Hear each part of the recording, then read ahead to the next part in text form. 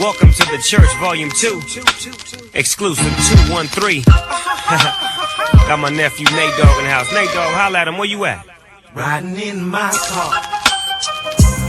Diagnosing movement patterns and analyzing how an athlete moves during exercise to identify strengths, weaknesses, inefficiencies, limitations, and peaksable points of performance are highly crucial, not in just CrossFit, but for any sport that's looking to advance to the next best performance. In CrossFit specifically, this is essential because there's such a broad range and vast varying range of movements in which we do, from Olympic weightlifting, gymnastics, metabolic conditioning, running, jumping, throwing, strongman, and everything in between. During this little breakdown, we're going to explore how to diagnose movement, good points of movement, inefficiencies of movement, and then what you're going to be looking at trying to achieve in a single session, weekly mesocycle, more of a macro breakdown view of it, and maybe a 12-month periodization view as well. Firstly, what is diagnosing movement pattern? Diagnosing movement patterns refers to the systematic assessment of how to analyze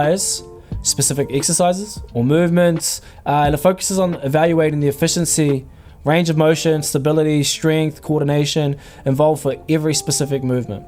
Key elements of movement diagnosis would begin with biomechanics, so understanding the forces at play and how they interact with the body movement.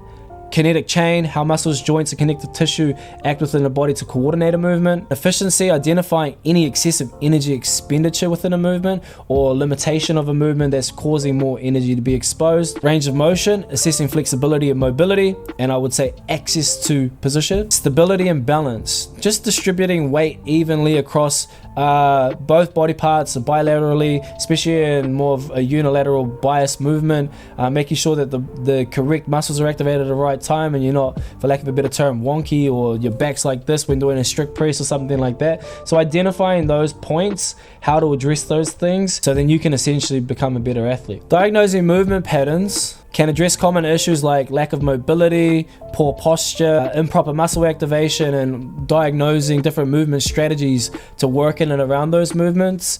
Highly crucial. Some people might, for example, be able to do 20 ring muscle ups, but the movement efficiency isn't quite there. But all of a sudden, the number is what we get in awe of. So someone jumps up 20 ring muscle ups, wow, they're amazing.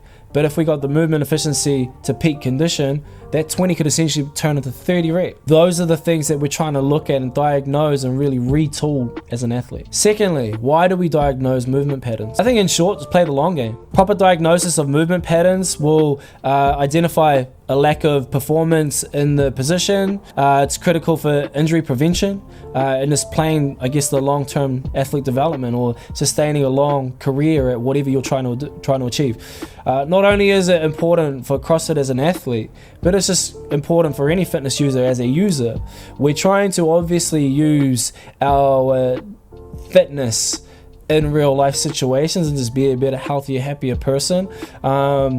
I think that would stem down to anybody. Yes, some people could be there for aesthetics, but that kind of goes hand in hand. If you focus on aesthetics, you generally will be pretty healthy as well, as long as you don't go too far down one spectrum and deprive your body so much of what the fuel sources it needs. And then on the other hand of things, if you're focusing on performance, generally the aesthetics come with it as well. The better you want to be, well, it requires good nutrition, good sleep, good habits in the gym, good discipline. If you want to do those things well, then you probably got to feed that with good recovery support, looking after your body, doing your proper stretching, which is also going to focus on good movement patterns. I mean, we're talking about the sustainability of this, and that will just promote a better lifetime or length of span that you could do this for. Injury prevention, nice and simple. Poor movement patterns increase the likelihood of injury due to the additional strain on the muscles, and the ranges that they're not probably supposed to be in. This would be the same for joints and tendons. We would also probably categorize not just that, but improper loading of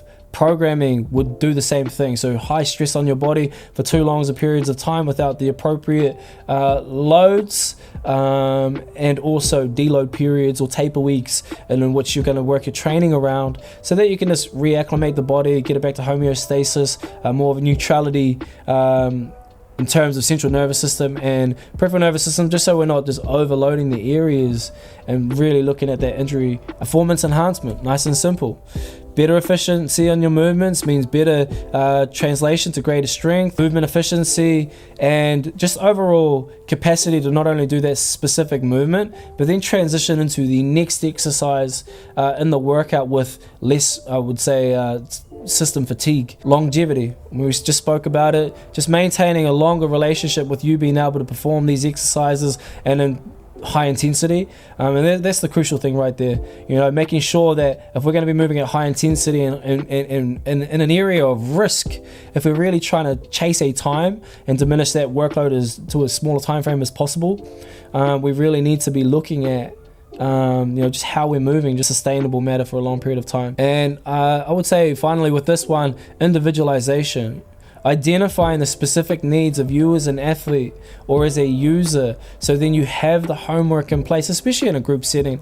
If you've got a good group of coaches, they'll be able to identify these things for you. They'll be able to hand deliver you what to do in that single session, maybe what your focuses should be on, not only in that specific movement, potentially for a replacement of that movement, or just how you should incorporate that within the specific workout for the day. A better coach will also not only do that, but they'll equip you with some homework and just give you a better understanding of the ins and outs and whys and hows, what you should be doing, why you're doing what you're doing. When do we diagnose movement patterns? If you're in a single session, look, I think at any chance possible, if you've got a coach there and they're scouting the room, that's always a good place. Olympic lifting or any type of strength training is a little bit easier for you to self-diagnose just by the typical stations of filming.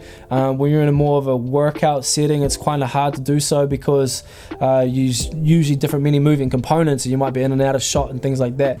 But any chance possible is always a tool to reflect. If you're, you might be watching this and familiar with doing a qualifier workout and having to film the workout, and of course you watch it back and then you identify points and areas where you're like, well, I could have taken 10 seconds rest off of that. I did that too long. Oh, I didn't finish my pull on there. Every chance is a moment to identify these things. And if you are a athlete that has the fortune of having a one-on-one coach, there might be weekly video review assessments that your coach picks up on and identifies, and then starts adding in the homework and the tools, the skills and the drills to replace those inefficiencies.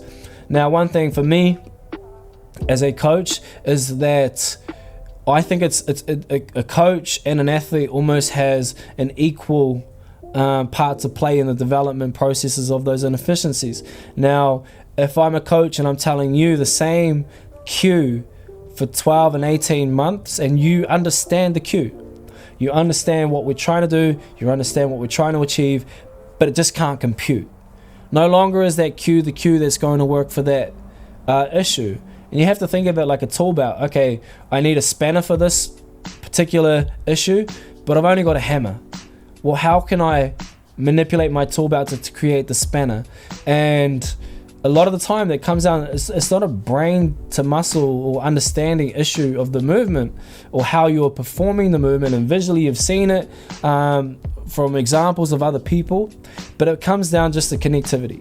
So develop some drills, develop little segments and pieces where you can start to do portions of the movement really, really well. Take a snatch, for example. You've got 100 exercises exist.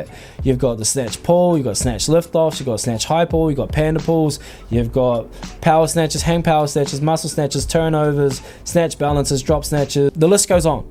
And they all have a part to play in the equation of creating a better whole snatch. Identifying first the issue, I think that's 80% of the people can do that. Back squat, knees out, chest up, heels down. Easy. Okay, well then how am I actually going to fix that issue if someone's got a valgus knee position, the IT band is tight and it's tracking and pulling the knee in? What fixes can I do? Where do I need to go in terms of exercises? What rep schemes, what sets, what loads, how many times or frequency per week, per month, per 8 weeks, per year? When should I see progression? And just understanding those things, I would say one comes from data and intelligence, and two comes from experience. As a 12-month periodization overview, it's always best just to go back to the drawing board and what we have as an off season and just refix all the movement patterns. Get strong, get skillful, or if your engine capacity was way off the charts, wasn't up to scratch, then go and hammer that for 6 months or 3 months or whatever it may be.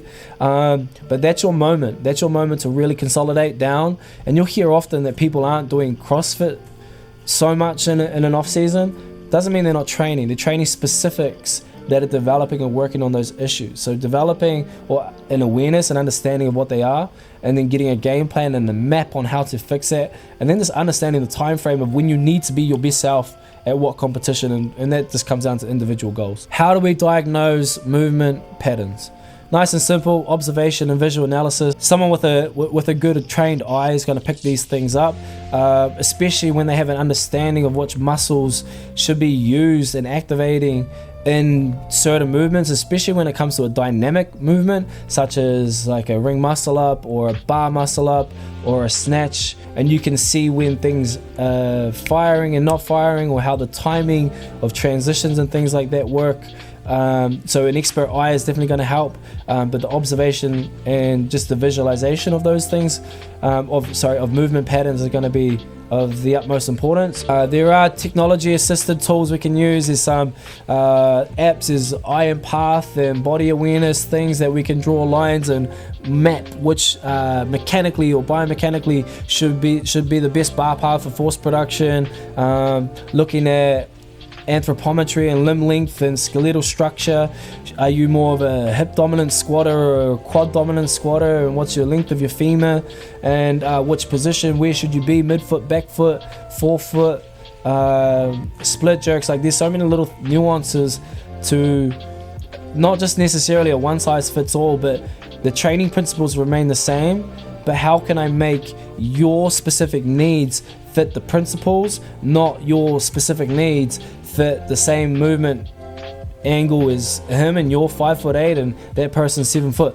This is going to be two different imbalances here. Yes, a lot of the things will be the same, but not quite all the same. Mobility and movement tests, and those are nice and simple to find. You can go online and test your own mobility. There's tests on YouTube, Google. You can go into mobility WOD, pliability, go WOD, ROM WOD. There's a stack of tests in there. Performance metrics. Being able to access a position and say a handstand walk or a strict handstand push-up and get a certain body alignment. You may improve in performance after an 8-week test retest. And those are things that are always important. And I think why CrossFit is so successful as a training methodology is because we like to test and retest. We're all pretty familiar with what our 1 rep max back squat is, 5 kilometer row, 5K run, max muscle ups, Fran time, like benchmark tests, simple data points, and tracking that over time. And I know that it's a lot of other fitness models kind of just train, and that's not a bad thing per se, but at least for us it gives us a journey of tracking where to, how to, and where to go. Who should diagnose movement patterns? Nice and simple: CrossFit coaches, strength and conditioning specialists, physical therapists, or physios, and the athlete. Breakdown across time frames. So a single session from warm-up, you can do a mobility drill, test, retest after that warm-up drill, see if you've got more access to range of motion. Just the understanding of cueing from a coach back to you and seeing visual progress from the start of the session to the end of the session. As a weekly mesocycle view, and meso just means like kind of like the middle term value on that. How have I adapted and developed from day 1 to day 7 in the week? And we all know by now, cliche as it is, we're trying to be 1% better every single day, but essentially that's what it is. If I want to be an Olympic weightlifter, and how many times should I back squat in a week? I would say be a minimum 3 is a variation of squatting, up to 5 times per week. Some days might be a double session. You might have overhead squats session 1, you might have back squat session 2. There's plenty of chances in that time frame of a weekly overview just to kind of assess and retool those patterns. As a macro training cycle view, so as a phase, it might be an 8-week block. What do we do in week 1? What are we doing in week 8? Is it a test retest block? Is it a section part of a larger block thereafter? But just seeing the visual progress and the specifics on what we're trying to gain. As long as you have an understanding of what we're trying to achieve in the program, that's your kind of understanding of the metrics developed within that program as well. And as a 12-month periodization view, nice and simple. If you're in CrossFit and you do the CrossFit Open, often they have a repeat workout. And you can just test yourself versus yourself years gone by.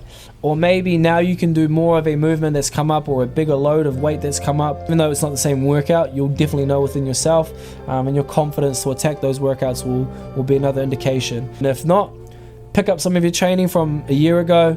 You know, that's the beautiful thing about this. We can always just assess and check back in on where we're at and where we have been. In conclusion, diagnosing movement patterns in CrossFit, and I'm just going to say this broadly across any sport, is just highly critical for an increased performance output. It's important for injury prevention. It's important for sustaining a longer term and good, healthy relationship with your training or your sport. And if you want to be better at something, you're going to have to get into the minutiae of it at some point. At some point, we're going to see everybody running the same speeds or putting the same amount of time in the gym. Your knowledge and access to position and understanding of movements is definitely going to be a visual representation of how you've progressed and you've understood those movements and how your body can connect to those movements. Now, in CrossFit to this day, it is more important than ever to have access to range of motion and have transferability of understanding of movement to movement. We're getting all these different things thrown at us: handstand pirouettes, 360s on boxes, then walking down ramps, bar pullovers, snatches. The more you understand and have access to positions, the more you can manipulate and change your bodies. People that have come from a discipline in a different sport that I think have had general good transitional carryover to this is a sport, Olympic weightlifting, generally pretty good. Like if you've done a 10-year tenon on Olympic weightlifting, you've generally got a pretty good idea on where to brace, how to brace, what to activate, force production, timing, all of those types of things. If you were a gymnast, probably top of the charts in terms of movement and body awareness. Calisthenics, swimming. Swimming is a big one, huge for just body alignment, body awareness, staying close to the center line, bringing your body to as close to the surface of the water as possible. So it all comes back to how efficient are you moving, what are the inefficiencies in your movements, how to identify those things, and then how to get better at those things. I hope you found some helpful information in this one, and if you have any questions and you want to get some help on getting your inefficiencies better, shoot me a message.